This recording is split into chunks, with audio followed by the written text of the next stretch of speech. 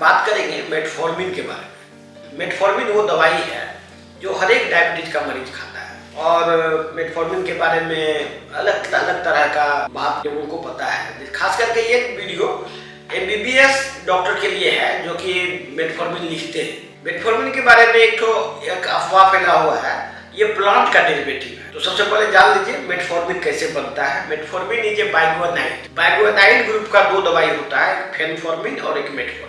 Phenformin दवाई जो है वो अब नहीं चलता है, किसी और बीमारी में चलता होगा, और लेकिन मेटफॉर्मिन मेडिसिन डायबिटीज में चलता है। ये बाइगुआनाइड का सिंथेसिस जो है दैट इज फ्रॉम बाइगुआनाइड ग्रुप। ये बाइगुआनाइड वही बाइगुआनाइड है जिससे पेट का थिनर बनता है और एक्सप्लोसिव का बेस बनता है, क्योंकि आपको पटाखों के फैक्ट्री में यूज होता है। पटाखों के फैक्ट्री में जो बाइगुआनाइड का यूज होता है वही बाइगुआनाइड आपको पेंट इंडस्ट्री में भी यूज होता है। ये कॉमनली इंडस्ट्रियल बाय प्रोडक्ट है बाइगुआनाइड, जिससे मेटफॉर्मिन बनता है। तो MBBS MD डॉक्टर के लिए ये संदेश है कि ये प्लांट डेरिवेटिव नहीं है। सबसे पहले तो आप जान लीजिए ये metformin is a completely plant derivative है। तो इसके मैकेनिज्म ऑफ एक्शन को समझ लेते हैं पहले। इसके बारे में प्राय जहाँ मैंने गया सेमिनार अटेंड करने, MBBS डॉक्टर्स का जो भी सेमिनार होता है, MD का, डायबिटोलॉजिस्ट का, एंडोक्राइनोलॉजिस्ट भी उसमें आते हैं, सभी ने यही कहा कि मेटफॉर्मिन का मैकेनिज्म ऑफ एक्शन नोन नहीं है। तो आप जान लीजिए आज मैं आपको mechanism of action of metformin बता रहा हूँ। मेटफॉर्मिन जो होता है, मेटफॉर्मिन इज लिपिड सोल्यूबल। ये लिपिड में पूरा आराम से सोल्यूबल हो जाता है। पेट में जाने के बाद ये एब्जॉर्ब हो जाता है कंप्लीटली, ये पूरा एब्जॉर्बेबल है।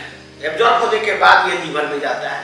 लीवर में ये सेल मेम्ब्रेन में इमीडिएट सेल के अंदर एंट्री कर सकता है, इतना ज्यादा एब्जॉर्बेबल और फास्ट मूविंग मॉलिक्यूल है। इसके बाद ये सेल के अंदर जाके माइटोकॉन्ड्रिया जो होता है, माइटोकॉन्ड्रिया जान लीजिए, mitochondria is the powerhouse of the cell. Mitochondria से ही ATP बनता है और ATP बनने के बाद ही कोई भी सेलुलर फंक्शन होता है। सेल मेम्ब्रेन को पहले बन जाता है, सेल मेम्ब्रेन के बाद सेल के अंदर घुसता है और माइटोकॉन्ड्रिया के मेम्ब्रेन में जाके कंसंट्रेट करता है और माइटोकॉन्ड्रिया के फंक्शन को डिस्टर्ब कर देता है, जिससे माइटोकॉन्ड्रिया से ATP बनना बंद हो जाता है। ATP बनना बंद होते ही ये जो ग्लाइकोडियोजेनेसिस है, ग्लाइकोजन से जो ग्लूकोज बनेगा वो प्रोसेस बंद हो जाता है। समझ गए? ये इस तरह से ये ग्लूकोज के लेवल को कम कर सकता है। ये इसका टोटल मैकेनिज्म है।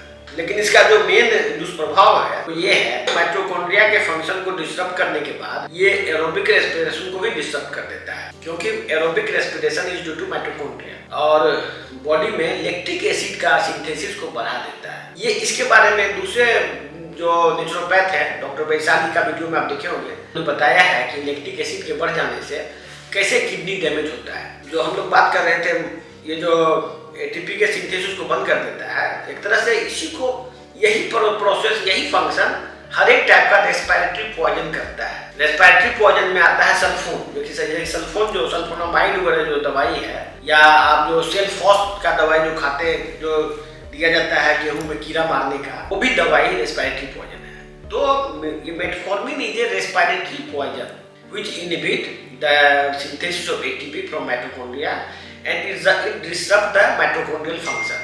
ये माइटोकॉन्ड्रियल फंक्शन को डिस्टर्ब करता है।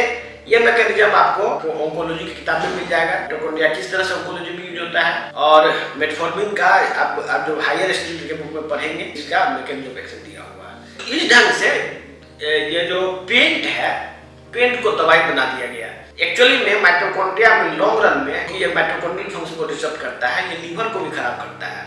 लीवर में फैटी लीवर, लीवर इंजुरी और लीवर सिरोसिस ये इससे लॉन्ग रन में हो सकता है। जबकि इसीलिए जो जिन लोगों को माइटोकॉन्ड्रिया का फंक्शन नहीं पता है, मेटफॉर्मिन का मैकेनिज्म एक्शन, इस वीडियो को जरूर देखें।